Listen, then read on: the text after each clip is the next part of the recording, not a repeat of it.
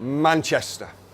This is the place in the northwest of England. It's ace. It's the best, and the songs that we sing from our stands, from our bands, set the whole planet shaking. Our inventions are legends. There's naught we can't make. And so we make brilliant music. We make brilliant bands. We make goals that make souls leap from seats in the stands. And we make things from steel. We make things from cotton. We make people laugh, take the mix something rotten. We make you at home. We make you feel welcome. We make something happen. We can't seem to help it. And if you're looking for history, then yes, we've a wealth. But the Manchester way is to make it yourself. And make us a record, a new number one, and make us a brew while you're up, love. Go on and make us feel proud that you're winning the league, and make us sing louder, and make us believe it, that this is the place that has helped shape the world, and this is the place where a Manchester girl named of Emmeline Pankhurst from the streets of Moss Side led a suffragette city with sisterhood pride. And this is the place with appliance of science. We're on it, atomic. We strut with defiance, and in the face of a challenge we always stand tall. Mancunians in union delivered it all, such as housing and libraries and health, education and unions and co-ops, the first railway station. So we're sorry, bear with us. We invented commuters, but we hope you'll forgive us. We invented computers. And this is the place Henry Royce strolled with Rolls, and we've rocked and we've rolled with our own northern soul. And so this is the place to do business then dance, where go-getters and goal-setters know they've a chance. And this is the place where we first played as kids. And my mum lived and died here. She loved it.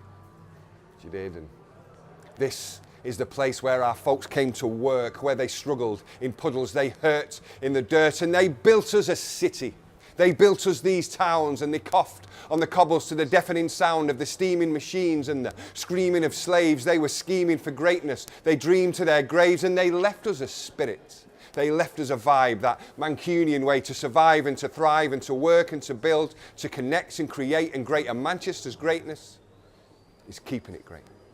And so this is the place, now with kids of our own. Some are born here, some drawn here, but we all call it home. And they've covered the cobbles, but they'll never defeat all the dreamers and schemers who still teem through these streets. Because this is the place that has been through some hard times, oppressions, recessions, depressions and dark times, but we keep fighting back with Greater Manchester spirit, northern grit, northern wit in Greater Manchester's lyrics. And there's hard times again in these streets of our city. But we won't take defeat, and we don't want your pity, because this is the place where we stand strong together with a smile on our face, Mancunians forever, because this is the place that's a part of our bones, because this is the place in our hearts, in our homes, because Manchester gives us such strength from the fact that this is the place. We should give something back. Always remember, never forget. Forever Manchester. Choose love, Manchester. Thank you. My name's Tony Walsh, Longfella. I'm a poet based in Manchester, UK. People may be aware of the terrible bombing that happened in Manchester on May the 22nd. 22 people were killed. Hundreds injured, some still dealing with terrible injuries 5 months later. The day after the bombing, just 18 hours later, we gathered on the steps of our magnificent town hall, and we stood there as people of all faiths and of none. And we said, yes, we're hurting today, yes, we're grieving, but we won't be dragged down into hatred and to bigotry. We stand together.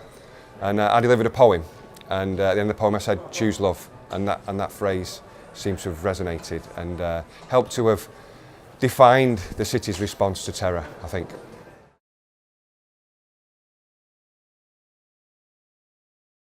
It can bear witness, it can help people to process, it can ridicule, it can put truth where there are lies, it can put beauty where there is ugliness, it can challenge the narrative.